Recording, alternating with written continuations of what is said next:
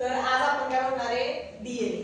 मग याच्या आधी तुम्ही सेल म्हणजे काय बघितलेलं आहे, त्याच्यानंतर आपण क्रोमोझोम पण बघितला, क्रोमोझोमचे टाइप्स पण बघितले. आता महत्त्वाचं काय आहे तर डीएनए. फर्स्ट डीएनए, आपण डीएनए ला काय म्हणतो मास्टर मॉलिक्यूल म्हणतो.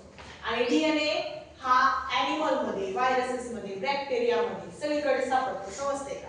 मग डीएनए ला आपण मास्टर मॉलिक्यूल का म्हणतो तर डीएनए मुळे आपल्या शरीराची वाढ, ग्रोथ आणि सगळं जे काही पुढची प्रक्रिया आहे आपल्या शरीराची ती त्या डीएनए वरती अवलंबून असते. किंवा जे हेरिडिटरी कॅरेक्टर असते, अनुवंशिक गुणधर्म, एका पिढीतून दुसऱ्या पिढीत जाण्यासाठी सुद्धा डीएनए चीच मदत केली जाते. त्याच्यानंतर सर्वात पहिलं फ्रेडरिक विचर नावाचा जो शास्त्रज्ञ होता 1869 मध्ये, त्याला पहिल्यांदा डीएनए हा व्हाईट ब्लड सेल मध्ये आढळला. आपल्या व्हाईट ब्लड सेल म्हणजे पांढऱ्या रक्ताच्या पेशी. दुसरे शास्त्रज्ञ आहे वॉटसन आणि क्रिक. मग त्यांनी व्यवस्थित डीएनए चा मॉडेल आपल्याला दाखवलेला आहे. परत दोन रील मधला अंतर बघितलं तर 2 नॅनोमीटर एवढा आहे. आणि त्याच्यामध्ये महत्त्वाचं बघा, डीएनए ची जी चेन आहे, दोन चेन स्ट्रँड आणि डीएनए वाइंड केलेला आहे. वाइंड म्हणजे जर ह्याला सेपरेट केला, डीएनए ला जर आपण सेपरेट केलं तर आपली शिडी कशी असते चढायची तसा डीएनए दिसतो. समजते? म्हणजे फोनची जशी वायर असते कॉइल केलेला डीएनए आहे, पूर्ण कॉइल डीएनए असा. समजते का? असा डीएनए आहे कॉइल केलेला आहे. आणि एका सेल मध्ये, सेलच्या पण न्यूक्लियस मध्ये तो काय केलेला आहे एकदम फिट बसवलेला आहे. आता डीएनए कसा आहे बघा, एक तर दोन स्ट्रँड आहेत त्या डीएनए चे. एक रन करते 3 प्राइम टू 5 प्राइम आणि दुसरा आहे 5 प्राइम टू 3 प्राइम मध्ये.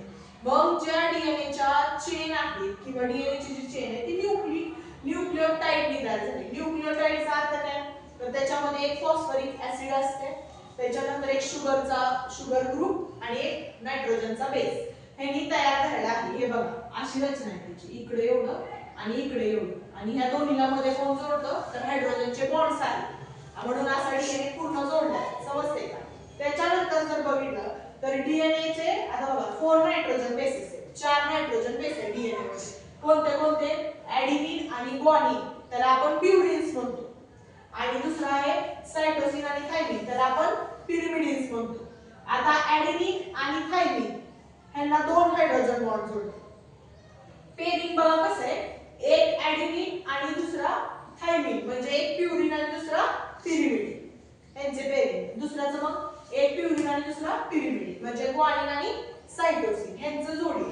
आता फक्त डीएनए आरएनए मध्ये काय फरक आहे तर थायमिनच्या ऐवजी आरएनए मध्ये युरॅसिन असते. समजते का? एवढाच नायट्रोजन बेसिस मध्ये आरएनए ला काय म्हणते ॲडेनिन ग्वानिन तर आहे, त्यानंतर सायटोसिन पण आहे. फक्त थायमिनच्या ऐवजी आरएनए मध्ये काय असणार आहे युरॅसिन असणार. समजते? मग बघा पेरिंग कसं होतं, ॲडेनिन पेअर्स विथ थायमिन 2 नायट्रोजनचे बॉन्ड आणि ग्वानिन सायटोसिन सोबत 3 नायट्रोजनचे बॉन्ड. समजलं? डीएनए समजलाय का? हो.